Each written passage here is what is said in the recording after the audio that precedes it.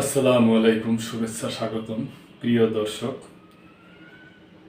ফিলিস্তিন, গাজা এবং Israel Hamas এদের নিয়ে সংবাদ। ফিলিস্তিনি সংবাদ পড়লেই নিজের মনে, এই গাজার সংবাদ পড়লেই নিজের কাছে অনেক খারাপ লাগে আর কি, যে নিজ দেশে বসবাস করেও কত অসহায়, কত নির্যাতিত, নিপীড়িত আর কি। গাজা যুদ্ধবিরতির নতুন প্রস্তাব কায়রোতে যাচ্ছে হামাস। ইসরায়েল হামাস যুদ্ধবিরতি আলোচনার সঙ্গে জড়িত একজন জ্যেষ্ঠ ফিলিস্তিনি কর্মকর্তা বিবিসিকে জানিয়েছেন, কাতার ও মিশরের মধ্যস্থতাকারী গাজায় যুদ্ধের অবসানের জন্য একটি নতুন প্রস্তাব উপস্থাপন করেছে। খুবই ভালো যদি এটা হয়। ওই কর্মকর্তা ভাষ্য অনুযায়ী প্রস্তাবটি 5 থেকে 7 বছর মেয়াদী একটি যুদ্ধবিরতির কথা বলা হয়েছে, যার আওতায় ইসরায়েলি জিম্মিদের বিনিময়ে ইসরায়েলের কারাগারে থাকা সব ফিলিস্তিনি বন্দীকে মুক্তি দেওয়া হবে, যুদ্ধের আনুষ্ঠানিক অবসান ঘটবে এবং ইসরায়েল পুরোপুরি গাজা থেকে সরে যাবে। খুব ভালো সংবাদ, খুবই খুশির সংবাদ দর্শক। অন্যদিকে হামাসের একটি উচ্চ পর্যায়ের প্রতিনিধি দল কায়রোতে আলোচনার জন্য পৌঁছানোর কথা রয়েছে। ইসরায়েল এখনও মধ্যস্থতাকারীদের প্রস্তাব নিয়ে কোনো মন্তব্য করেনি। সর্বশেষ যুদ্ধবিরতির চুক্তি ভেঙে পড়ে দুই পক্ষই একে অপরকে চুক্তি ব্যর্থ হওয়ার জন্য দায়ী করে। এদিকে গত 24 ঘন্টায় গাজা উপত্যকায় বিভিন্ন এলাকায় ইসরায়েলি বিমান হামলায় অন্তত 26 জন ফিলিস্তিনি নিহত হয়েছে। আরও 60 জন আহত হয়েছে বলে মঙ্গলবার হামাস শাসিত গাজায় স্বাস্থ্য মন্ত্রণালয় জানিয়েছে।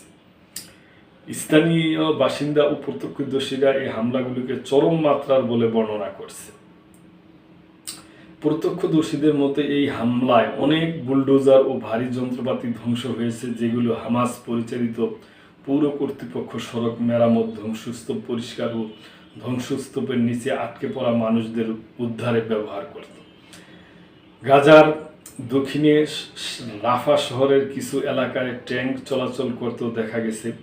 অন্যদিকে ইসরায়েলি প্রতিরক্ষা বাহিনী মঙ্গলবার এক বিবৃতিতে জানিয়েছে, তারা সন্ত্রাসী কর্মকাণ্ডে ব্যবহৃত প্রায় 40টি প্রকৌশল যন্ত্রপাতি যে হামলা চালিয়েছে, যেগুলো 7 অক্টোবরের হামলার সময়ও ব্যবহার করা হয়েছিল। তারা আরও বলেছে, হামাস এই যন্ত্রপাতি ব্যবহার করছে বিস্ফোরক পুঁতে রাখতে, ভূগর্ভস্থ সুড়ঙ্গ খননে, সীমানা ভাঙতে এবং ধ্বংসস্তূপের নিচে লুকানো অস্ত্র ও সামরিক সরঞ্জাম খুঁজে পেতে। ইসরায়েল তাদের অভিযান চালিয়ে যাওয়ার মধ্যে কায়রোতে আলোচনার জন্য বৈঠক হওয়ার কথা রয়েছে। সেখানে হামাসের রাজনৈতিক পরিষদের প্রধান মোহাম্মদ দরবিশ ও প্রধান আলোচক খালিল আল হাইয়ার নেতৃত্বে একটি উচ্চ পর্যায়ের প্রতিনিধি দল অংশ নেবে।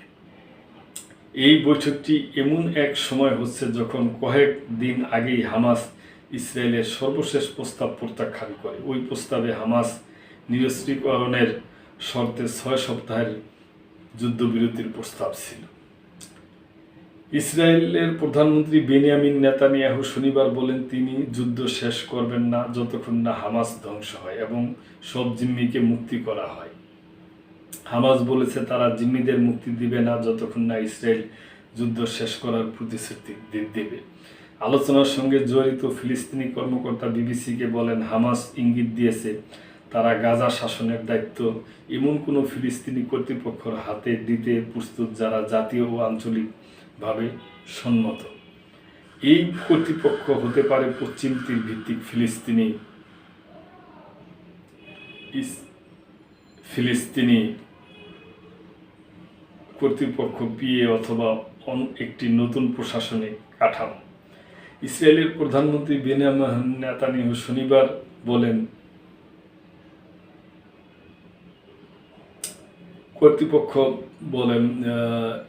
কর্তৃপক্ষ অথবা একটি নতুন প্রশাসনিক কাঠামো।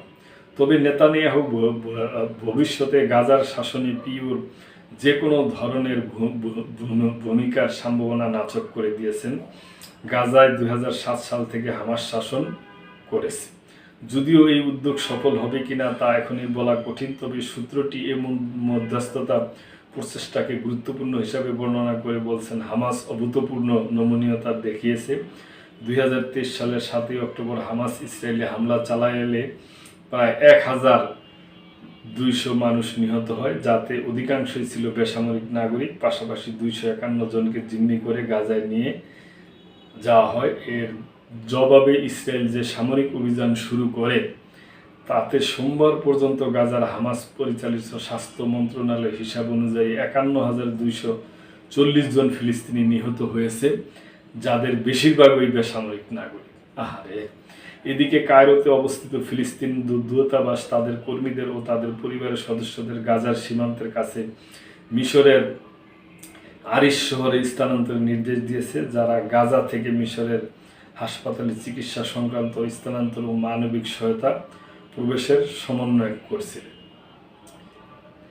ইসরায়েলে যে সামরিক অভিযান শুরু করে তাতে সোমবার পর্যন্ত গাজার হামাস পরিচালিত স্বাস্থ্য মন্ত্রণালয়ের এই মন্তব্য।